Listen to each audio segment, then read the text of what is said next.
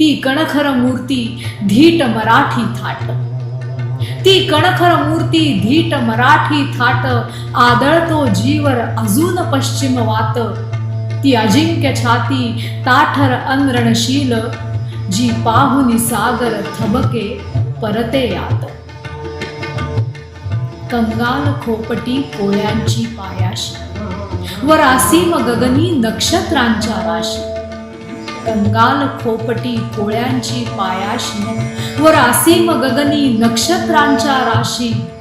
तमलांचित सागर पसरे या बाजूस, उन्मत्त गोपुरे दूर टेकडी पाशी. उन्मत्त गोपुरे दूर टेकडी पाशी. 1908 साली टिळकांच्यावर राजद्रोहाचा खटला झाला आणि त्यांची रवानगी मंडालेला केली. या अनुषंगाने मी तुम्हाला 3 प्रश्न एकदमच विचारतो. एक तर म्हणजे त्या कालखंडामध्ये, म्हणजे 1908 ते 1914 या कालखंडामध्ये गीता रहस्यच लिहावं असं टिळकांना का वाटलं. नंबर 2चा प्रश्न फार घरगुती स्वरूपाचा आहे. हा प्रश्न की त्याच कालखंडामध्ये टिळकांच्या पत्नी स्वर्गवासी झाल्या होत्या, त्याची टिळकांची त्यावरची एक गृहस्थ या नात्यानं काय प्रतिक्रिया होती. आणि तिसरी महत्त्वाची गोष्ट म्हणजे त्यांच्या सेवेकरता जो कुलकर्णी नावाचा आचार्य होता, टिळक जेव्हा परत सुटून आल्यानंतर तो एकदा टिळकांना भेटायला आला होता अशा प्रकारचा उल्लेख आहे. तर ही काय गुंतागुंत आहे. एका बाजूला स्थितप्रज्ञ, एका बाजूला गृहस्थ आणि एका बाजूला आपली सेवा करणाऱ्या माणसाला सुद्धा भेट दिली पाहिजे. हे टिळकांच्या ही कोणतं सूत्र आहे. 1908 मध्ये त्यांना मंडालेला पाठवलं. पहिल्यांदा जेव्हा शिक्षा झाली त्यावेळेला त्यांना साबरमतीच्या तुरुंगामध्ये नेण्यात आलं होतं. तिथं ते 2-3 आठवडे होते आणि नंतर त्यांना खास ट्रेननं, खास रेल्वेनं मद्रासमध्ये नेण्यात आलं, म्हणजे चेन्नईमध्ये नेण्यात आलं.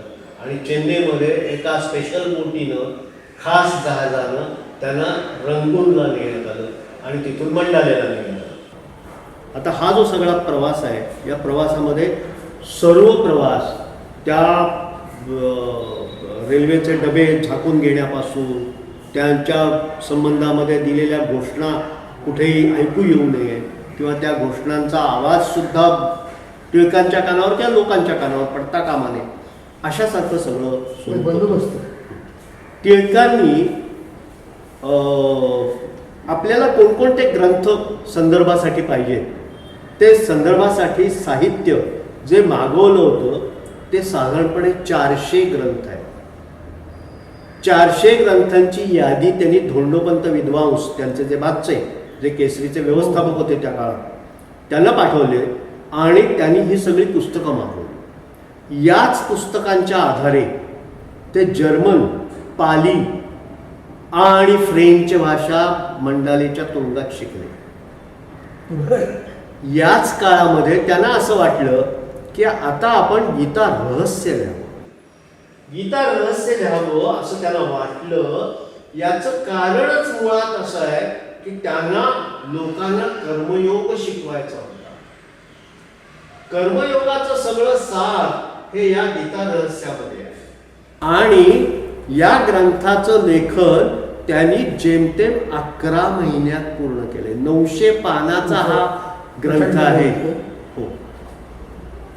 तर गंमत अशी आहे की हे सगळं लेखन झालं, त्या ज्या वह्या होत्या त्या शिस्पेन्सिलीनं लिहाव्या लागत असत.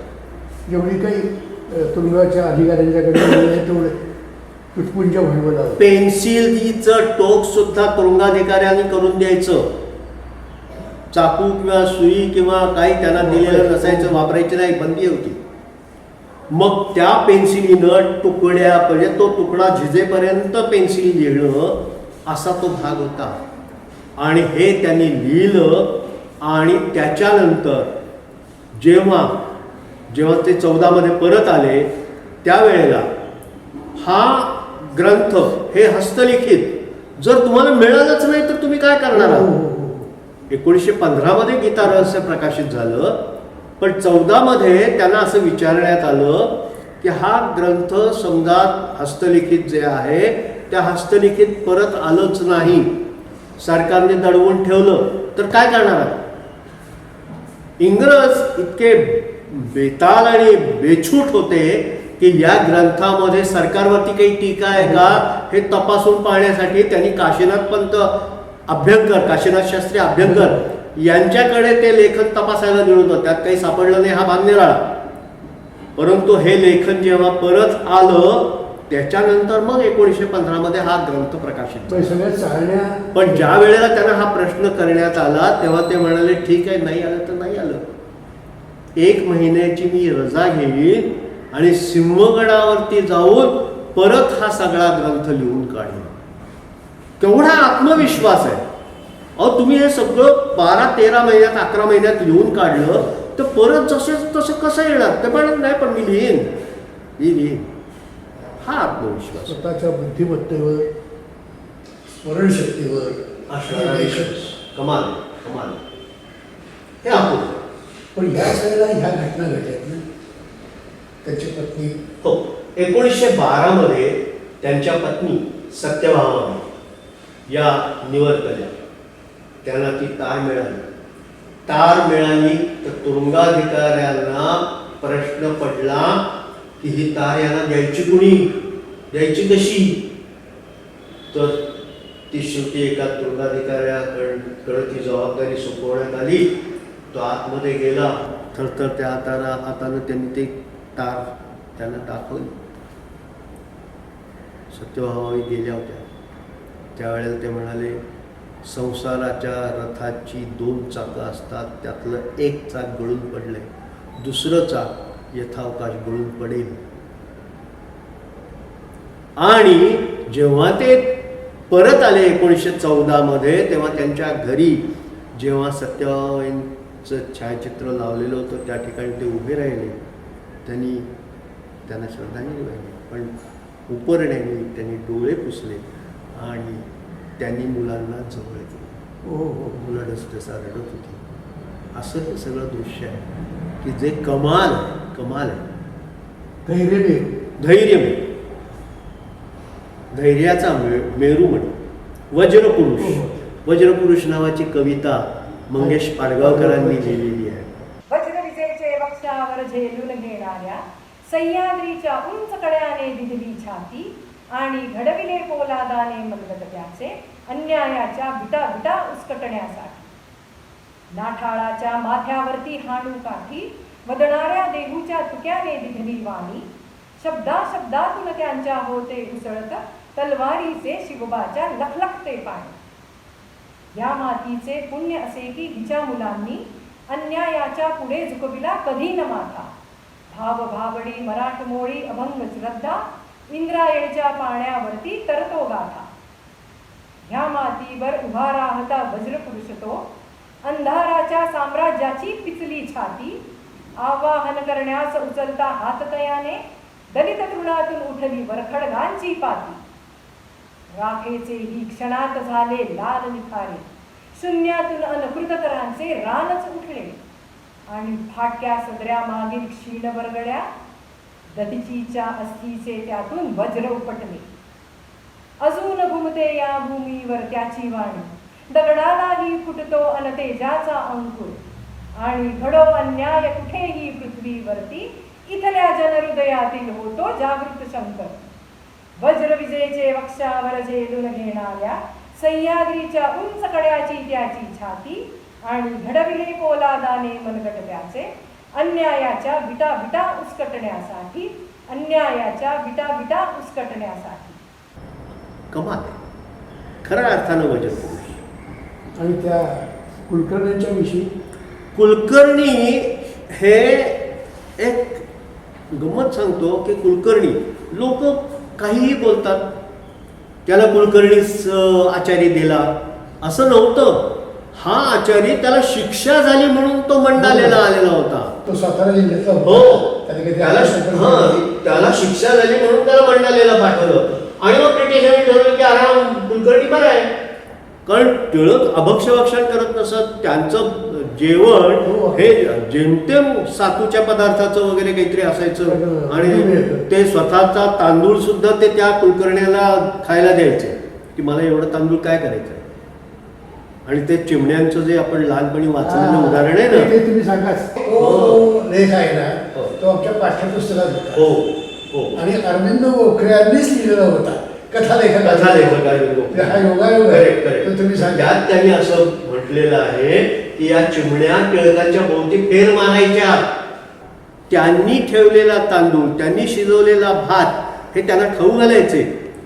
चिमण्यांमध्ये सुद्धा टिळकांबद्दलचा विश्वास वाटलेला होता. त्यांना विचारलं की एवढ्या चिमण्या तुमच्या भोवती कशा काय फेर मारतात, आमच्या भोवती कुठं फेर मारत नाहीत. तर ते म्हणाले तुमच्या भोवती फेर मारायला लागल्या तर तुम्ही त्यांना मारून शिजवून खाल, ही त्यांना भीती आहे. माझ्या बाबतीत तसं काही घडणार नाही आहे, ही त्यांची खात्री आहे.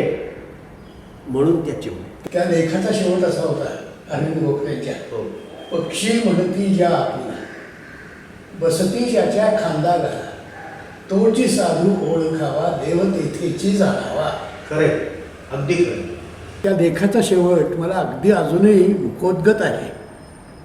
अरविंद गोखले म्हणतात, पक्षी म्हणती ज्या आपुला, पक्षी म्हणती ज्या आपुला, बसती ज्याच्या खांदा गळा, तोची साधू ओळखावा, देव तेथेची जाणावा. मुक्या मनाने किती उधळावे, मुक्या मनाने किती उधळावे, शब्दांचे बुडबुडे तुझ्यावर, शब्दांचे बुडबुडे. तुझे पवाडे गातील पुढती, तोफांचे चौघडे, तोफांचे चौघडे. जय जय टिळका अपर समर्था, धीराधी भास्करा. कुशल साहो विजयी साहो, टिळक जगन्नायका, नायका, टिळक जगन्नायका. प्रभुया एका खांबावर उभी महाराष्ट्र द्वारका, महाराष्ट्र द्वारका. जय जय टिळका अपर समर्था, धीराधी भास्करा. शुभकरा धीराधी भास्करा. माय भूमी ही करीत आज तव जन्मोत्सव साजरा, जन्मोत्सव साजरा. धीराधी भास्करा. जय जय टिळका, जय जय टिळका, जय जय टिळका.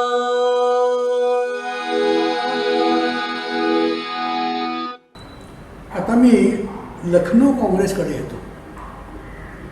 तोही इतिहास आणि तिथले लोकमान्यांचे उद्गार हे मंत्राप्रमाणे आहेत. तर त्या संबंधी जरा तुम्ही सविस्तरच सांगा. लखनौ काँग्रेसचं वैशिष्ट्य काय आहे? टिळक 1914 मध्ये परत आले. 1915 हा ग्रंथ प्रकाशित करण्याकडे त्यांचं सगळं लक्ष लागलेलं होतं. 1916 त्यावेळेची सगळी काँग्रेस अधिवेशनं जर तुम्ही बघितली तर ती डिसेंबरात व्हायची. वर्ष अखेरीला हा सगळा अधिवेशनाचा कालखंड असायचा. तसंच लखनौ काँग्रेस हे तिथे व्हायचं हे निश्चित झालं. त्या काँग्रेससाठी म्हणजे टिळक तोपर्यंत 1914ला परत आल्यानंतर ते परत काँग्रेसमध्ये येणार आणि 1907 मध्ये काँग्रेस फुटली. 7 ते 14 ते बाहेर होते, 8 ते 14 बाहेर होते, त्यामुळं काँग्रेसच्या बाहेर ते राहिले.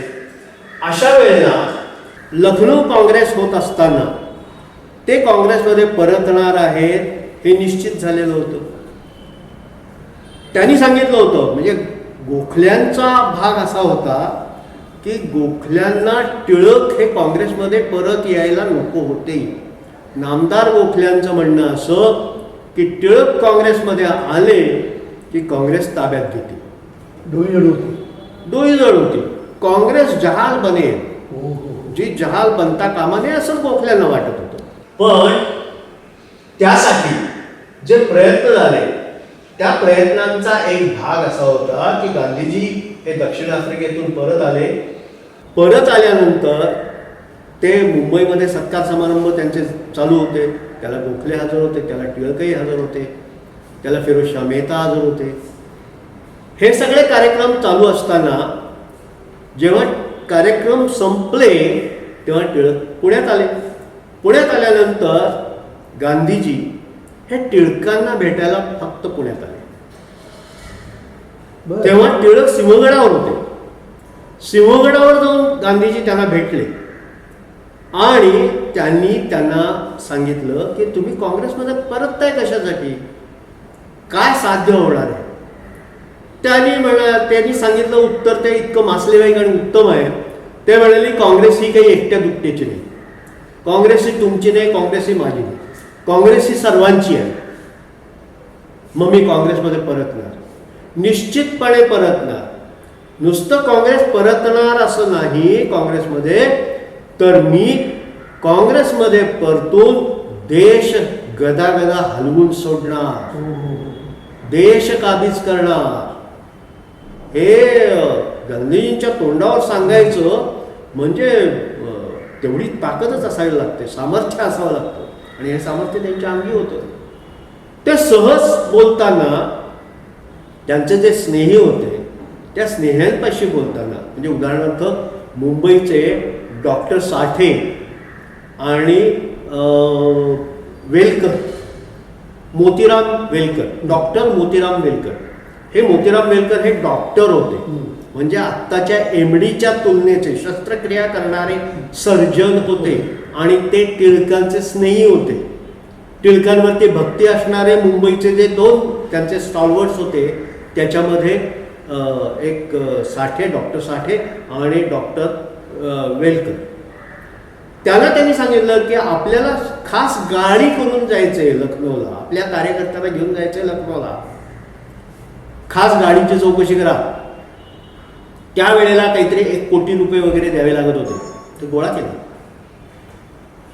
मुंबई ते लखनौ आणि लखनौहून परत अशी ती गाडी निश्चित केली आणि त्या गाडीतून स्पेशल, होम रूल स्पेशल म्हणून ही गाडी सोडण्यात आली लखनौपर्यंत. अनेक स्टेशनांमध्ये टिळकांना पाहायला गर्दी ओसंडून वाहत होती. लोक थांबरी-तुमरीवरती येऊन डब्यात घुसत होते, त्यांच्या पाया पडत होते, ते त्यांचं स्वागत करत होते, त्यांच्याशी बोलत होते. जमल्यास ते स्टेशनवरती जाऊन भाषण देत होते. तो गाडीचा वेळ किती आहे ते बघायचं आणि त्या वेळेमध्ये भाषण करून यायचं. आणि स्वराज्याचा हा रथ हा लखनौला चाललेला आहे आणि तिथून तो संपूर्ण देश काबीज करण्यासाठी उधळणार आहे, असे शब्दप्रयोग त्यांनी केले.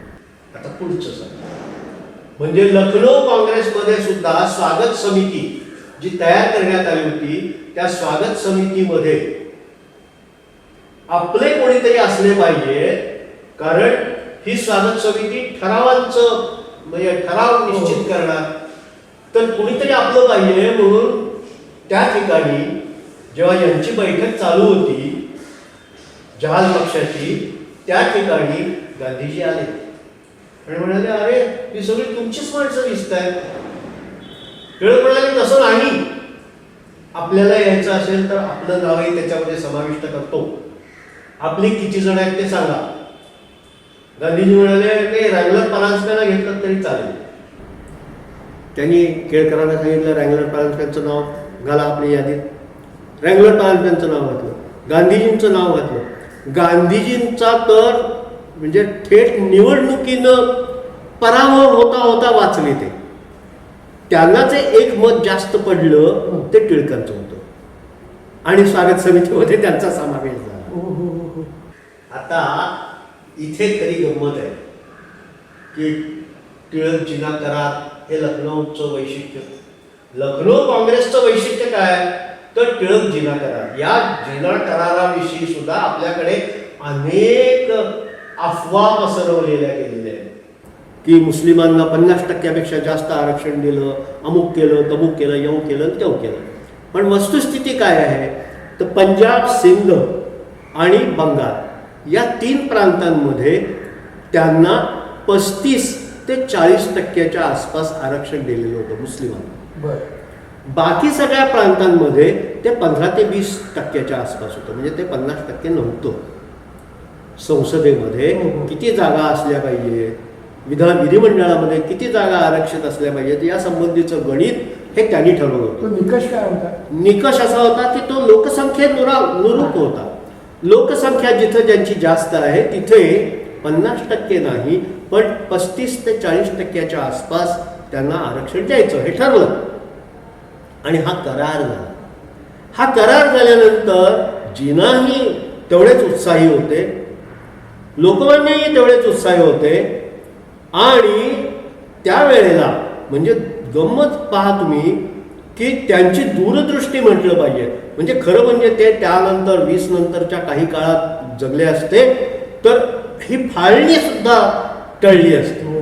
कारण इतकं त्या मागची जी दूरदृष्टी आहे ती ही आहे आरक्षण देण्यामागची. तेव्हा कर्जनी जो काही नादानपणा केला होता बंगालच्या फाळणीचा, ती फाळणी लक्षात घेता हे सगळं टाळण्यासाठी हा करार घडवून आणला हे त्याचं वैशिष्ट्य होतं. 29 डिसेंबर 1916 लोकमान्य बोलायला उभे राहिले. टाळ्यांचा प्रचंड पाऊस पडत होता. उभे राहिले आणि बोलायला लागले तेव्हा त्यांनी सांगितलं की आम्हाला इंग्रज असं म्हणतात की तुम्ही आर्यांचे वंशज आहात, तुमचा या भूमीवरती अधिकार नाही कारण तुम्ही आर्य आहात, तुम्ही बाहेरनं आलेले आहात. ते म्हणाले आम्ही मान्य करतो, आम्ही आर्यांचे वंशज आहोत म्हणून आमचा या भूमीवरती जर अधिकार नसेल तर तुमचा तरी कुठला अधिकार पोचतो? तुम्ही तर इथले नाहीच, तुम्ही विलायतेहून आलेले, तेव्हा तुमचा तरी अधिकार कुठं पोचतो? ज्यांचा अधिकार पोचतो ते भिल्ल, कोळी, आदिद्रविड, दलित असा सगळा समाज जो आहे जो आजवर नाकारला गेलेला आहे, या समाजाच्या हातात तुम्ही सत्ता द्या आणि तुम्ही चालू लागा. गांधीजींची क्विट इंडिया मुवमेंट 1942ची आहे. लोकमान्यांची क्विट इंडिया मुवमेंट ही 1916ची आहे. त्यावेळेला त्यांनी सांगितलं की तुम्ही चालू लागा, तुम्ही सत्ता सोडा, आमच्या हातात सत्ता द्या आणि या सगळ्या वर्गाच्या हातात सत्ता द्या, आम्ही त्यांच्याबरोबर काम करायला तयार आहोत, त्यांना सत्तेवर बसवा, आम्ही त्यांच्याबरोबर राहू. हे सांगण्याचं धाडस. आणि रानडे तुम्हाला सांगतो टाळ्यांचा एवढा कडकडाट झाला की ते वर्णन स्वामी श्रद्धानंदांनी लिहून ठेवलंय. त्यात म्हटलंय की टाळ्यांचा एवढा कडकडाट झाला की मंडप एक क्षण कोसळतो की काय असं वाटावं अशी अवस्था होती. याच लखनौ काँग्रेसला जोडून मुस्लिम लीगचं अधिवेशन होतं, याच लखनौ काँग्रेसला जोडून हिंदू महासभेचं अधिवेशन होतं. टिळक मुस्लिम लीगच्या अधिवेशनालाही हजर राहिले, टिळक हिंदू महासभेच्या अधिवेशनाला हजर राहिले, हिंदू महासभेच्या अधिवेशनात गांधीजींची पण हजर राहिले. पण हिंदू महासभेच्या अधिवेशनामध्ये टिळकांच्या निषेधाचा ठराव आला ज्याला टिळक स्वतः हजर होते. हे वैशिष्ट्य. इथं ते बोलताना असं म्हणाले की home rule is my birth right and I shall have it. स्वराज्य हा माझा जन्मसिद्ध अधिकार आहे आणि ते मी मिळविनच. मराठीमध्ये ते म्हणजे स्वराज्य मिळविनच. अधिकार तर आहेच, अधिकार मला मिळालेलाच आहे, माझाच आहे. तर स्वराज्य हा माझा जन्मसिद्ध अधिकार आहे, हे ही जी घोषणा आहे ही लखनौमध्ये दिलेली, लखनौ काँग्रेसमध्ये दिलेली, आणि याचं मूळ जे लेखन आहे ते स्वामी श्रद्धानंदांनी केलेलं आहे. तुम्ही सांगितलं तर तुम्हाला आश्चर्य वाटेल, केसरीमध्ये लखनौ काँग्रेसचं रिपोर्टिंग त्यावेळेला 48 कॉलम आहे, 48 स्तंभ. आत्ताचा कॉलम हा 10:30 AM चा असतो, तो 15-16 AM चा कॉलम होता. असे 48 स्तंभ होते, हे लक्षात घ्या. हे लखनौ काँग्रेसचं वैशिष्ट्य. गोखले, खरं सांगू का, तुमच्याशी कितीही या विषयावर बोललं ना तरी माझी भूक भागणार नाही, पण कुठेतरी थांबावं लागणार. तरीसुद्धा तुमच्या दीर्घ पत्रकारितेच्या प्रवासामध्ये अनेक तुम्ही अनुभव घेतले, पण या पत्रकारितेमध्ये जे येऊ इच्छिणारी तरुण पिढी आहे, कारण तुम्ही प्राध्यापकही पत्रकारितेमधले आहात, पुस्तकंही तुम्ही लिहिलेली आहेत, तर त्यासंबंधी त्या नवीन मुलांना त्यांनी या गोष्टी केल्याच पाहिजेत. म्हणजे जसा तो मिळवणारच तसं या गोष्टी पत्रकारितेमध्ये येण्याकरता आवश्यकच आहेत, अशा तुम्ही आमच्या तरुण मुलांना सांगाव्यात अशी माझी इच्छा आहे. एक तर प्रचंड वाचन करण्याची आवश्यकता आहे.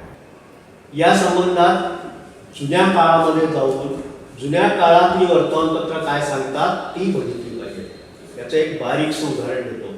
रँड आणि आयर्स यांचा खून झाला या संबंधामध्ये एका मराठी साहित्यिकानं अलीकडेच फेसबुकवरती लिहिताना असं म्हटलं होतं की रँड सारखा कर्तबगार प्रशासक हा टिळकांमुळे मारला गेला. हा किती वाईट आहे. तेव्हा त्याला मी उत्तर दिलं अर्थात, कारण असं आहे की त्या काळामध्ये पुण्यामध्ये जेव्हा प्लेग पसरला तेव्हा गोरे सोल्जर्स, गोरे सोजीर हे घराघरात जाऊन धुळदाण करत होते, देवांच्या मूर्तींना फेकून देत होते, सगळं काय वाटतं ते करत होते. आधीच्या काळात राईट जेव्हा आला तेव्हा टिळकांनी राईटचं स्वागत केलं होतं की चांगला प्रशासक येतोय, तो प्लेगच्या काळामध्ये जर चांगलं काम करत असेल तर त्याला काम करू द्यावं असं त्यांनी लोकांना आवाहन केलं होतं. पण या पुण्यामध्ये पेठापेठांमध्ये हे सोल्जर्स घुसून महिलांच्या काठा आणि जांघा तपासत होते. अनेक महिलांनी शनीच्या पारावरती डोकं आपटून आत्महत्या केलेल्या होत्या. अशा काळामध्ये जेव्हा गल्ली बोळातून जेव्हा टिळक सभा घेत होते त्यावेळेला एक सभा त्यांची बुधवारात पण झालेली आहे बरं का, जे मी माझ्या मंडळाच्या राजबंदीमध्ये म्हटलेलं आहे. बुधवारात घेतली सभा, तर त्यांच्या सभेला नायकीने हजर राहिल्या. तेव्हा सुधारकामध्ये असं शीर्षक आलं की टिळकांच्या सभेला नायकीने हजर. तेव्हा टिळकांनी त्यांची बिनपाणी केलीच, पण त्यामध्ये त्यांनी असंही म्हटलं की नायकिणींना पोट नसतं का, नायकिणींकडनं तुम्ही घर भाडं घेणार, तुम्ही त्यांच्याकडनं कर वसूल करणार, पण त्यांना प्लेग झाला तर त्यांच्यावरती उपचार करणार नाही, त्यांना सावध करणार नाही. हे काम कोणाचं आहे? हे काम मी करत असेल आणि मी करणार हे काम. आणि यामध्ये नायकिणींची काही चूक नाही आणि टिळकांची काही चूक नाही. टिळकांच्या सभेला नायकिणी आल्या तर काय, सुधारकांची नाक शेंबडी आहे, त्यांना स्वतःचा शेंबूड पुसता येत नाही, असे वाक्यप्रयोग आहेत. हो, त्यांनी या विषयावरती बोलू नये हे जास्त चांगलं. आता सांगतो, मगाशी जो मी मुद्दा उपस्थित केला तो की रँड आणि आयर्स यांचा खून झाल्याच्या आधी ज्या सभा झाल्या त्या सभांमध्ये दामोदर पंत चाफेकर हे एका सभेमध्ये उभे राहिले आणि ते म्हणाले या व्यासपीठावरती बसलेले सगळे षंड आहेत. तेव्हा टिळक म्हणाले की तुम्ही षंड नाहीत ना, मग रँड जिवंत कसा, हे ते आहे, हे लक्षात घ्या. तेव्हा ही पत्रकारिता शिकली पाहिजे. ही पत्रकारिता आज शिकण्याची आणि शिकवण्याची आवश्यकता आहे. त्याचे कंगोरे हे तपासता आले पाहिजेत आणि हे तपासले गेले पाहिजे, तरच आपल्याला काहीतरी भवितव्य दिसणार आहे. नाहीतर पत्रकारिता म्हणजे तुमची आजची काय गढूळ पाणी किंवा मचूळ पाणी झाल्यासारखी असेल तर त्याचा काडीमात्र उपयोग नाही आहे. म्हणजे त्यांना स्वातंत्र्य मिळेल का नाही हे दृष्टीपथक असणं अवघड होतं. पण तरी स्वदेशीची जी काही चळवळ त्यांनी केली त्या स्वदेशीतून अनेक उद्योग या ठिकाणी उभे करायचे प्रयत्न केले. अनेक उद्योग उभे राहिले या उद्योगांचं इतका बारकाईने अभ्यास लोकमान्यांनी केलेला आहे की तो उद्योग उभा राहत असताना त्याला भांडवल कोण देणार, त्याला मार्केट कसं असणार, तो माल विकणार तरी कोण, या सर्व गोष्टींचा विचार हा लोकमान्यांनी केला. तसंच या ठिकाणी सतत दुष्काळ पडत असेल, त्याचे शेतकरी हा जो काही वर्ग होता, त्या शेतकरी वर्गाने सुद्धा काय सुधारणा करणं आवश्यक आहे. त्यांना कसं पीक कर्ज मिळालं पाहिजे, त्यांना कसं दुष्काळात सारा माफी मिळायला पाहिजे, कालवे कसे निघाले पाहिजे, संकरित बियाणं कसं निर्माण व्हायला पाहिजे, बाय प्रोडक्ट्स ज्याला आपण म्हणतो ते अन्नधान्यातून बाय प्रोडक्ट्स निर्मिती झाली तर अन्नधान्याची मूळ किंमत ही कमी होते, त्याची ती कशी व्हायला पाहिजे. मग त्यांचा साखर कारखान्यावर त्यांनी जो आग्रहलेख लिहिला आहे तो वाचला तर खरोखर लक्षात येतं की काय काय होऊ शकतो. आणि त्या साखर मार्केटमध्ये जाईल तोपर्यंत अनेक बाय प्रोडक्ट्स त्याच्यातून निर्माण होतात आणि ते प्रत्येक ठिकाणी मूळ साखरेची किंमत ही कमी करतात आणि त्याच्यातून तो एक्सपोर्ट होऊ शकतो. त्याने अर्थकारणाबाबतही बऱ्यापैकी लिहिलं आहे की ब्रिटिश कसे टॅक्स लावतात आणि तो आपला माल बाहेर जायचा असेल तर त्याच्यावर खूप टॅक्स लावला जातो आणि त्या करामुळे तो माल महाग पडतो आणि आपल्याकडे येणारा मात्र मालाला सूट मिळते. त्याच्यामुळे आयात निर्यात धोरण कसं असावं, या ठिकाणचं रुपया आणि इंग्लंडमधला पाऊंड याच्यात कसा ब्रिटिशांनी फरक केला आणि त्याच्यात भेसळ करून त्याच्यात अंतर कसं तयार केलं, अशा अनेक गोष्टींवर लोकांचं मत हे टिळकांनी तयार केलं आणि त्या प्रत्येकाला सांगितलं. बहिष्काराबाबत तर ते म्हणत की बहिष्कार हे एक मागणी निर्माण करतं, बाजारपेठ निर्माण करतं. जेव्हा शिक्षणाबाबत, राष्ट्रीय शिक्षणाबाबत विचारलं असतं त्यांनी अनेक गोष्टी सांगितल्या. कारण इंग्रजी शिक्षण हे केवळ काही कारकून त्यांना लागत असतं, ते निर्माण करण्यापुरतंच इंग्रजी शिक्षण होतं. त्याच्यामुळे मग तंत्र शिक्षण आलं, जुने जे आपले काही शिक्षण होतं आयुर्वेद किंवा याच्यासारखं ते शिक्षणही त्यांनी त्यातच घेतलं. पण व्यापार, शेती, उद्योग, धंदे ह्या सर्व शिक्षणाची जी काही किंवा तंत्र शिक्षण या सर्व शिक्षणाचा जो काही भाग आहे हा या राष्ट्रात शिकवला गेला पाहिजे. या भूमिकेतून त्यांनी राष्ट्रीय शिक्षणाची दिशा मांडली आणि लोकांनी हळूहळू तशा तऱ्हेने आपापल्या खाजगी शाळात तसे बदल करण्यात आले. प्रत्येकाला म्हणजे ते शिक्षणाबाबत म्हणत तसं शेतीबाबत म्हणत की विटभर जमिनीत मला पोटभर आणलं पाहिजे, तसंच शिक्षणाबाबत म्हणत की ज्या शिक्षणाने एखाद्याचं पोट भरलं जाईल ते असं जर शिक्षण असेल तरच त्याला काही अर्थ आहे.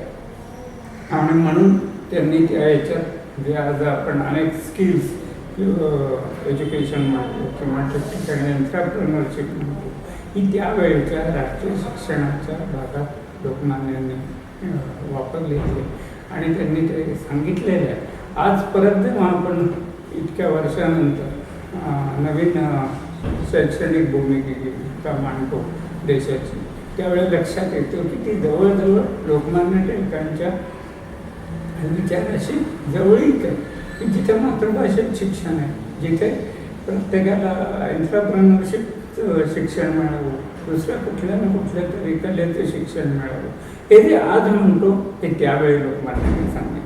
म्हणून ते विचार काढत येतात आणि मग त्याला अजून अनेक अँगल आहे.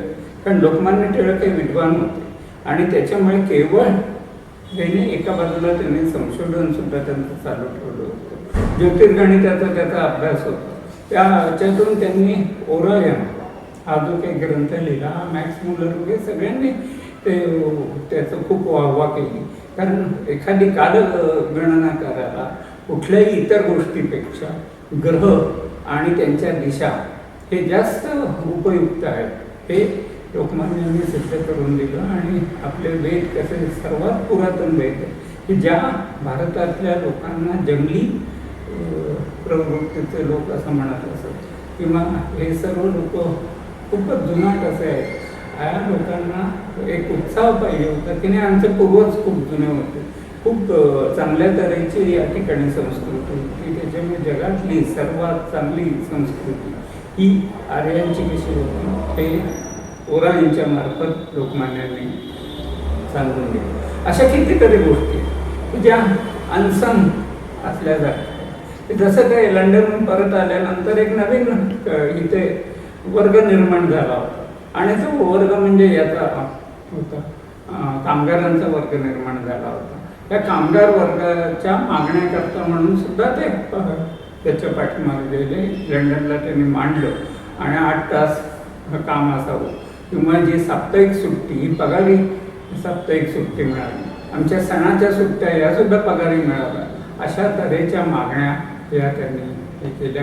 हिंद स्वराज संघ हा जो काही हिंद मजूर संघ हा जो काही कामगारांची युनियन पहिल्यांदा निर्माण केली ही लोकमान्यांच्या सांगण्यावरून 1905 मध्ये केली. पवार त्याचे त्यावेळेला अध्यक्ष होते. हे ते सगळं वेगळेपण याचा एक दूरदृष्टी लागते आणि लोकमान्यांच्या रेटवर हे संपूर्ण स्वतंत्र भारताचं चित्र होतं. ते स्वतंत्र भारत जेव्हा निर्माण होईल त्याचं काय होईल आणि हे त्यांनी शेवटच्या त्यांच्या एका याच्यात लिहून ठेवले आहे की इथे अनेक जाती आहेत, अनेक धर्म आहेत, अनेक भाषा आहेत. त्याच्यामुळे भाषिक प्रांतरचना ही त्यांनी त्यावेळेलाच मागणी केलेली होती की भाषावर प्रांतरचना असली पाहिजे. या ठिकाणचं आरोग्य खराब होतं त्याच्यामुळे एक आरोग्यमंत्री असणं आवश्यक आहे. जे काही इतर तुम्हाला नेमायचे असते अधिकारी हे परीक्षा घेऊन नेमले गेले पाहिजे. ज्याला आपण IAS किंवा UPSC MPSC अशा परीक्षा म्हणतो. या परीक्षा व्हाव्या ही लोकमान्यांची त्यावेळची मागणी होती आणि अशा तऱ्हेने त्यांनी ते तेव्हाच मांडलेलं की ती लोकशाही कशी असावी, त्या ग्रामपंचायतीचं पुनर्निर्माण कसं कराव्यात, त्यांना कशा तऱ्हेचे अधिकार देण्यात यावे, शिक्षण सर्वांना मोफत कसं असावं, आरोग्य सेवा कशा सगळ्यांना देण्यात याव्यात. हे सर्व म्हणजे एखादी गोष्ट त्यांनी मनात घेतली तर ती शेवटपर्यंत आणि त्याचा बारकाईने अभ्यास करून ते मांडत असत. नमस्कार शैलेशजी. लोकमान्यांचा संपन्न वारसा या पुढच्या तुमच्या पिढ्या चालवत आहे. विशेषतः मला तुम्हाला असा एक प्रश्न विचारायचा आहे की आमच्यासारखे जे आता वृद्ध लोक आहेत त्यांचं स्मरणरंजन आणि ही जी उगवती पिढी आहे त्यांनी स्फूर्ती घ्यावी या अनुषंगानं तुम्ही लोकमान्यांच्या जीवनावरचं एक मोठा प्रकल्प, तो धाडसीच प्रकल्प म्हटला पाहिजे, तो तुम्ही उभा करण्याच्या प्रयत्नात आहे. तर त्या एकूणच प्रकल्पाबद्दल मला तुम्ही माहिती द्यावी म्हणजे जी आमच्या तरुण पिढीपर्यंत पोहोचेल अशी माझी इच्छा आहे. नमस्कार. केसरीवाड्यामध्ये किंवा टिळकवाड्यामध्ये पूर्वाश्रमीचा गायकवाडवाडा लोकमान्यांच्या वास्तव्यानंतर केसरीची कचेरी, कार्यालय, टिळक कुटुंबियांचं निवासस्थान असं हे आता 100 वर्ष या सगळ्याला गोष्टीला होत झालेली आहे. आणि ह्या काळामध्ये लोकमान्यांचं स्मारक केसरीवाड्यामध्ये, टिळकवाड्यामध्ये पूर्वीपासूनच जतन करून ठेवलेले त्यावेळेचे फोटोग्राफ्स असतील, कागदपत्र असतील. परंतु दिवसेंदिवस जसा काळ बदलत चालला आहे, नवीन पिढी 2-3 पिढ्यांचं अंतर पडलेलं आहे, तेव्हा आम्हाला असं वाटलं की लोकांपर्यंत आपण टिळकांना पोचवलं पाहिजे. त्याच्यासाठी काय करता येईल? आता वेगवेगळी माध्यमं उपलब्ध आहेत. मध्यंतरी आम्ही 2014 साली लोकमान्य मंडालेवरनं सुटून आले. या गोष्टीला जेव्हा 100 वर्ष पूर्ण झाली त्यावेळेला आम्ही आता या संग्रहालयात जे छायाचित्र फोटोग्राफ त्यावेळेची लावलेली आहेत ती सगळी एकत्र करून फोटोग्राफच्या माध्यमातून टिळकांचं चरित्र, फोटोबायोग्राफी आपण ज्याला म्हणतो, अशी प्रसिद्ध केली. ती मराठीमध्ये प्रसिद्ध केली, नंतर इंग्रजीमध्ये केली, हिंदीमध्ये, त्या 3 भाषांमध्ये ती प्रसिद्ध झालेली आहे. जेणेकरून लोकांना टिळकांचं दर्शन किंवा टिळकांची माहिती सहजगत्या उपलब्ध होईल. त्याचबरोबर अजून 2 प्रकल्प आमच्या मनामध्ये आहेत, जे म्हणजे एक लोकमान्यांची वेबसाईट तयार करा. जे टिळकांचं साहित्य आहे किंवा टिळकांवरती कोणी काय लिहिलेलं आहे, फोटोग्राफ्स आहेत, कागदपत्रे, जे साहित्य उपलब्ध असेल ते आता ह्या नवीन पिढीला छापील स्वरूपात देणं हे अवघडपण आहे आणि नवीन पिढीला ते रुचक पण नाही. त्यापेक्षा इलेक्ट्रॉनिक माध्यमांती जर का इंटरनेटवरती ते उपलब्ध असेल तर ज्याला अभ्यास करायचा आहे त्याला केव्हाही कुठल्याही वेळेला ते साहित्य उपलब्ध होईल. अशा दृष्टीने आम्ही ते लोकमान्य टिळकांची वेबसाईट एक करण्याचा प्रयत्नात आहोत. आणि तिसरी गोष्ट, सिंहगडावरती लोकमान्यांचं निवासस्थान आहे, होतं, त्याचं ते राहिलेले आहे, ती जागा बरीच मोठी आहे. तर त्या ठिकाणी एक संग्रहालय आपल्याला उभं करता येईल का, की ज्यामध्ये छत्रपती शिवाजी महाराजांपासून ते स्वातंत्र्यापर्यंत हा सगळा इतिहास लोकांना बघायला मिळेल आणि एखाद्या किल्ल्याचं इतिहास काय, तो प्रेरणादायी कसा ठरेल हे तरुण पिढीला, लहान मुलांना चांगल्या पद्धतीने आपल्याला दाखवता येईल.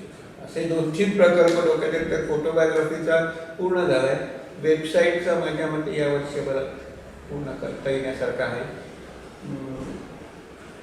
म्युझियम, सिंहगडावरच्या म्युझियमचा एकंदरच खर्च आणि हे खूप मोठा आहे, कारण तिथं काम करायला मर्यादा पण खूप आहे. पण सगळं वाहतूक डोक्यावर घेऊन जावं लागतं, सामान नेणं, उभं करणं, थोडंसं वेळ लागेल, पण त्याही प्रयत्नात आम्ही आहोत.